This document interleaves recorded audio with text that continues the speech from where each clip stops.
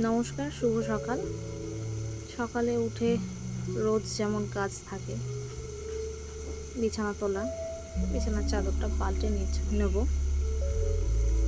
তাই চাদরটা তুলে এটা পেতে দিলাম,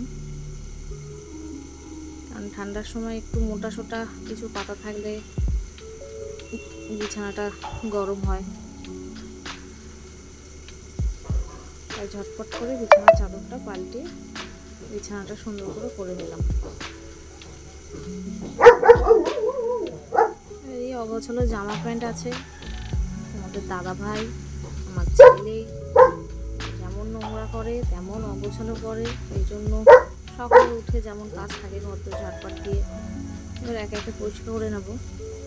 এরপরে আমাদের ডোডোর কাছে ওখানে যাব, ডোডোর জায়গাটাও পরিষ্কার করে দিলাম। সামনেটা পাতা ফাতা পড়ে রয়েছে, একটু ঝাঁটিয়ে নিয়ে তারপর আবার কাজ আছে।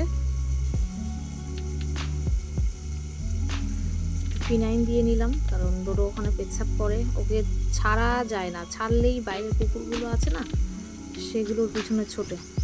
রান্নাঘরটা অনেকদিন ধরে গোছানো হয় না, উনুনের পাশটা পরিষ্কার করে নিচ্ছি। এবারে ঠান্ডা পড়েছে, তাই উনুনে রান্না করলেও ভালো। কাজবাজ সেরে স্নান করে নিয়েছি। এবার ঠাকুর ঘরে যাব, ঠাকুর ঘরে মুছে পরিষ্কার করে নিলাম, তুলসী মঞ্চটাও পরিষ্কার করে নিচ্ছি।